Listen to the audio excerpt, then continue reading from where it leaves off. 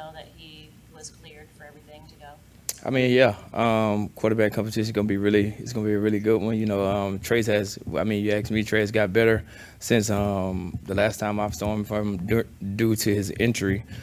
He's got better, so I mean, I'm excited to see how this camp gonna go. You said you saw Trey better. How?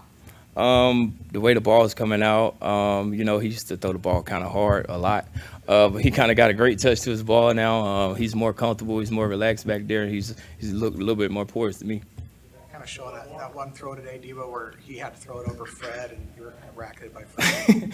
Yeah, we talk about that all camp. Like Fred is the hardest guy to get a special on. So I mean, as I'm running over, I'm already know Fred is like over there. We kind of talked about it as Trey. Like, I mean, ain't too much more you could have done with that ball because Fred is always going to be the guy to try to stop that route every day. How's Danny Gray coming to Campton? I was working out with Danny Gray a little bit last week. You can tell he's been working a lot. It's still a lot of things that, we have to work on as a group and like bring him on as well of like maturing a little bit. But he kind of get down on himself when he makes mistakes. But in his offense, in his game that we play, you're going to make mistakes. It's just like how you're going to respond. Real quick, Shanahan talked about Brandon Aiyuk maturing as a wide receiver. What have you seen from Brandon Aiyuk from year 1 to year 2 to year 3 to what you saw today?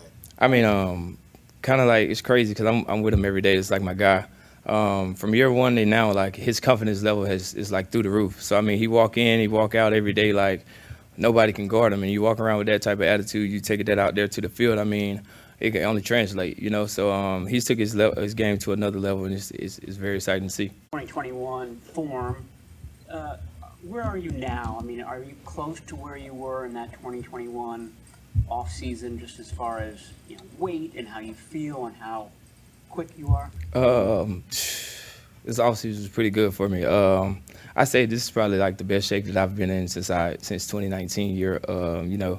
You got that long time of working out, long time of preparation, and like I took them 40 days away and really got to it and got to where I wanted to be. You feel faster? Yes, sir. Feel kind of faster, lighter on my feet, and like easier to change direction. What did you do different this season, this offseason? Really locked in. Me and my girl took like one trip right when OTA was over. Then after that, I was kind of locked in Arizona. I think the heat kind of played a part in that too because Arizona is hot. So had a great trainer, Nick Hill. I mean, we was doing a lot of running, a lot of cardio, a lot of like kind of stuff to kind of trim the fat a little bit. A lot of track working out. Then I got into a routine of, flexibility, mobility, and then I got into boxing a little bit. How many bare-chested pictures did you send? So Kyle kind of funny, man. We was chopping it up. I told him what my goal was coming back, but I had seen him a video of the one I had put on Instagram of me catching the ball, and he was like, "Yeah, that's what I like to see." And I'm like, "Yeah, whatever." He was kind of joking a little bit.